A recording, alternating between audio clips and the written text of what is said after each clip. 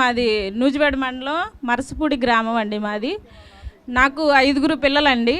5 పిల్లలు ఫస్ట్ బాబు కడుపులోనే చనిపోయాడండి. రెండో బాబు ఈ బాబు అండి, బాగున్నాడు. మూడోసారి బాబు పుట్టాడు, 9 రోజులు బాక్స్లో ఉన్నాడని, హార్ట్ ప్రాబ్లం అని. ఆ బాబు 9వ రోజున గుండాగిపోయి చనిపోయాడండి. మళ్ళీ సంవత్సరానికి నాకు గర్భఫలం ఇచ్చాడు దేవుడు. ఆడపిల్ల పుట్టిందండి. ఆడపిల్లకు కూడా హార్ట్ ప్రాబ్లం అన్నారు. 2 హోల్స్ని మూసుకుపోయినాయి, 2 హోల్స్ తెరుచుకున్నాయి. ఆ పాపని 16 రోజులు హాస్పిటల్లో పెట్టామండి. ఆ పాప ఆక్సిజన్ మీద అయితేనే ఉండగలిగిద్ది, లేదంటే ఉండలేదని చెప్పారండి. 16 రోజులు హాస్పిటల్లో ఉంచి ఇంటికి తీసుకొచ్చామండి. ఆక్సిజన్ బండమే పెట్టుకొని 3 నెలల వరకు మేము కాపాడుకున్నాం. 3వ నెల వచ్చింది, 4వ నెల రాబోతుంది అనగా ఆ బిడ్డ గుండె ఆగిపోయిందండి. ఆ బిడ్డ చనిపోయింది.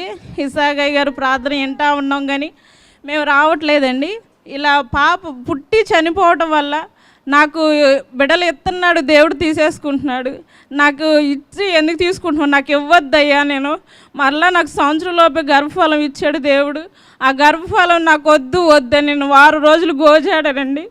దేవుడు ఇచ్చింది తీసుకోవాలమ్మా అని. నేను పాస్టర్ గారు చెప్తున్నారు, నేను వినట్లేదు. నాకు వద్దండి, ఇస్తున్నాడు దేవుడు, తీసేసుకుంటున్నాడు.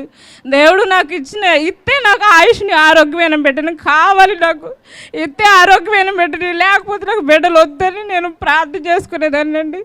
మరి దేవుడు నాకు 5వసారి ఈ బిడ్డని ఇచ్చాడండి, ఆరోగ్యమైన బిడ్డని ఇచ్చాడు. దేవుని నామ స్తోత్రం. ఇదే నా చిన్న సాక్ష్యం. దేవుడు దీవించును గాక.